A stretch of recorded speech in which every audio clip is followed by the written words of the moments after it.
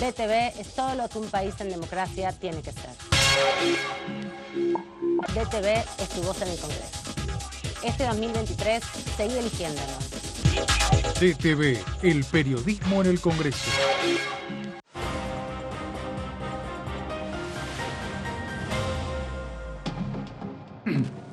¿Cómo andan? Bienvenidos, bienvenidas, buenas tardes. Aquí estamos en la tercera edición de DTV, tras la finalización de una larga sesión testimonial, muy difícil, la del día de hoy. Ya habíamos anticipado en las jornadas anteriores que era una de las principales convocatorias de la Comisión de Juicio Político que preside Carolina Gaylar. Le voy a dar la bienvenida a mis colegas y compañeros que están aquí. ¿Cómo anda Gaby Vulcano? Bienvenida, buen martes. ¿Qué tal? ¿Cómo estás, Amanda? Otra sesión de juicio político picantísima esta vez. Muy, la verdad que con mucha atención en todo momento, sobre todo cuando estuvo hablando Silvio Robles, mano derecha del presidente de la Corte Suprema de Justicia, Horacio Rosati. Hubo mucho intercambio entre los diputados del oficialismo y de la oposición, con el propio Robles, que fue bastante reticente a responder las preguntas, sobre todo de los diputados del oficialismo. ¿Cómo anda Martín Di Natale? Bienvenido a estos martes. ¿Cómo andan? ¿Bien? ¿Todo Día bien? poco habitual. Así es. Bueno, día intenso hoy. Exactamente, muy intenso, mucho. Yo creo que fueron más de 7 horas de debate, ¿no? Por lo menos, en la Comisión de Juicio Político. Recordemos que estaba citado también el ex ministro de Seguridad de la Ciudad de Buenos Aires. Estamos hablando de Alessandro. Te interrumpo un segundito, perdón Martín, porque tenemos a uno de los diputados protagonistas de la jornada de hoy y queremos aprovechar antes que se vaya. De esta manera presentamos a Lourdes López. Aman, ¿cómo estás? Bueno, saludar por supuesto también a Gaby, a Martín y a toda la audiencia que nos sigue a través de Diputados Televisión. Bueno, una jornada, como ya ustedes le dijeron, con mucho ida y vuelta también por parte de los legisladores, por parte también de quienes vinieron a presentar testimonios. Y en este caso estamos con el diputado Rodolfo Tailade, que muy amablemente también se acercó a nuestro móvil. Bueno, diputado, realmente ha sido una jornada bastante extensa, con muchas preguntas, pero creo que con bastante falta de respuestas de alguna forma, ¿no? Sí, yo diría que si tengo que calificar con una palabra lo que ha pasado hoy, elegiría la palabra bochorno, digamos, ¿no? Es decir, claramente lo que ha pasado hoy es absolutamente repudiable, deplorable en términos institucionales.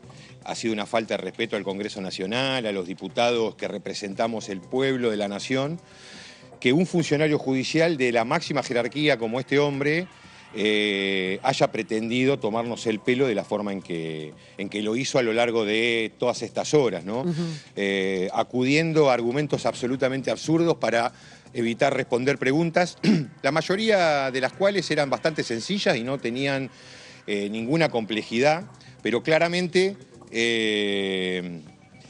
la verdad que este hombre está bastante sucio como para haber tomado esta actitud, que no tengo ninguna duda, además, la planificó junto con su jefe Rosati, porque más allá de que esto ha sido una declaración que de ninguna manera puede haber dejado satisfecho a Rosati, lo cierto es que es el propio Rosati el que planificó esto junto con Robles, y por eso es la gravedad de lo que ha pasado hoy en la audiencia, ¿no es cierto? Me provoca, la verdad que es repulsivo que el máximo responsable del Poder Judicial argentino tenga como mano derecha un personaje como el que declaró hoy, ¿no?